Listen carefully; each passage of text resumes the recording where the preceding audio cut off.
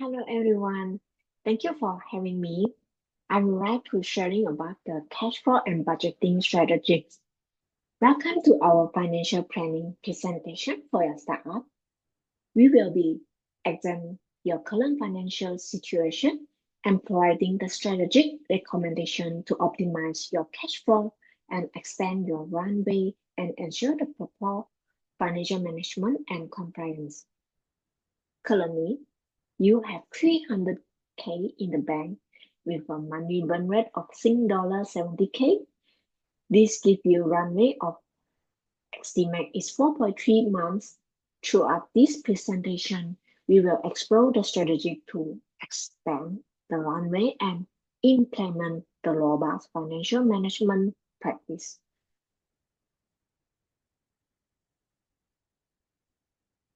Managing cash flow to extend the runway. First, we will review and reduce the expenses. Renegotiate fixed costs like the render and the subscription. Cut the non-essential variable spending on marketing, travel, and perks. Consider the temporary pay cuts or reducing contractors' hours. Increase the revenue and cash inflow. Accelerate receivable with early payment discount. Launch the time limit promotion for upfront cash. Explore the Singapore government grants and bridge the financial options. Reforecast and prioritize. Identify the critical versus the deferrable activities.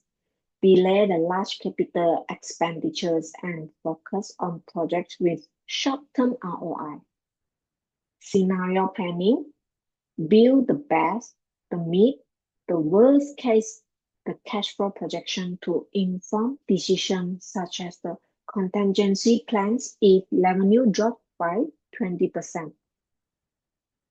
The money report for founders, the cash flow and budget, track and opening and closing the bank balance, items, cash flows, and burn rates, compare the budgeted versus the actual spending with the variance explanations. Runway and revenue. Monitor the current runway based on the actual burn rate and projection with the cost saving measures.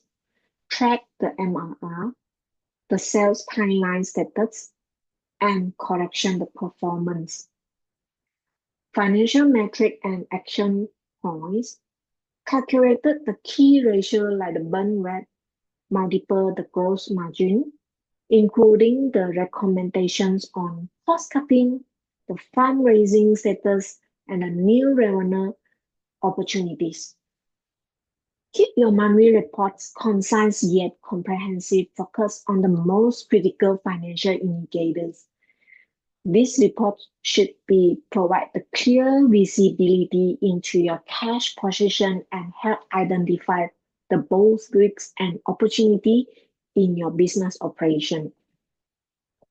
The audit prepare the documentation and the records, the financial statements and the work papers, maintain the up-to-date balance sheet, the income statement and the cash flow statement, prepare the supporting schedules for fixed assets, the prepaid expenses, the accrued liabilities, and defer revenue.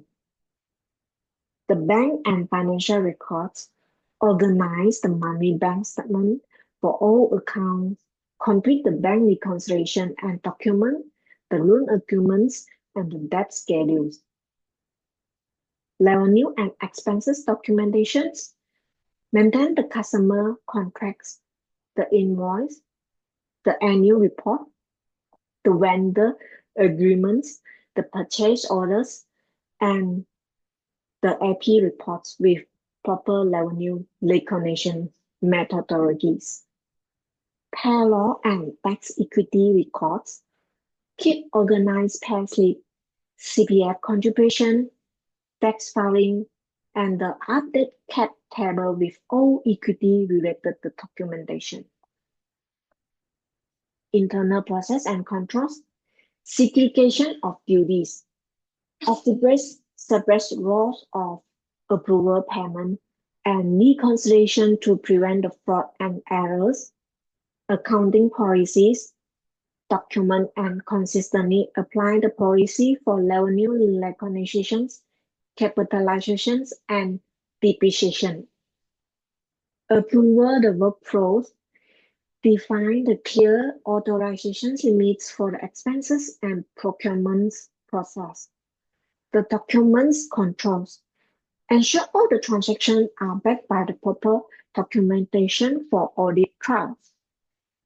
Implementing robust internal control is essential for financial integrity and audit readiness. This process not only satisfies the regulatory requirements but also provides the management with reliable financial information for decision making. Pre-audit action. The year-end close. Ensure that all entries are posted, the accruals and deferrals are recorded, and the books are closed in timely manner. This foundation step creates a clean starting point for the audit process. Pre-audit checklist. The review year's end finding and address any gaps. Perform an internal review of mock audit to identify the potential issues prepared by client list in advance. Liaise and communication. Assign an internal point of contact for the auditors. Book time with the key team members who may be needed to answer the queries during the audit purpose.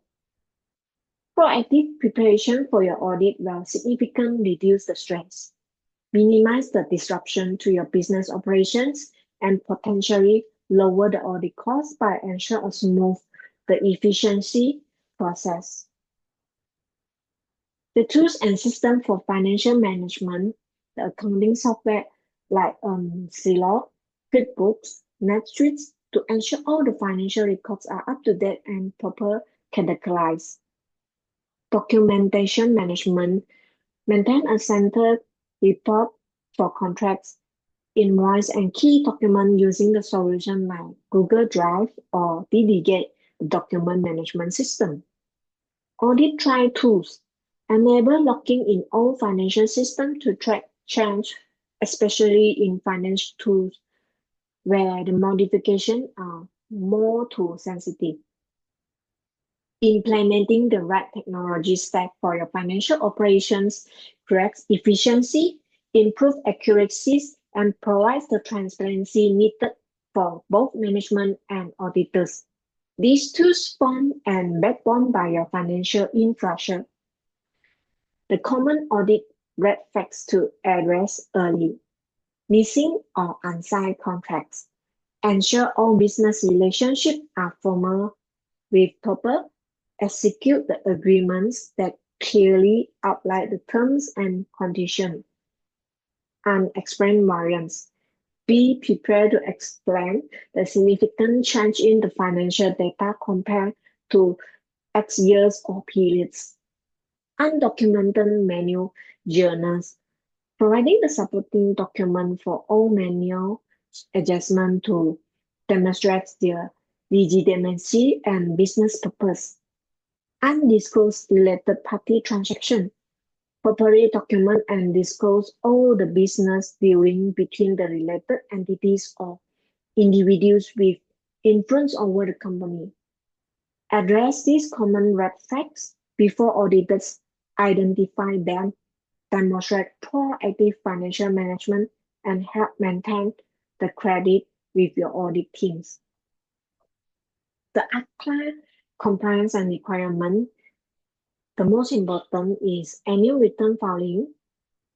Companies should filing the annual return with financial statement after the AGM within the 7 months after the financial year end is annually. Annual general meeting, the private company can be exempt but must still file annual returns within 6 months after financial year end.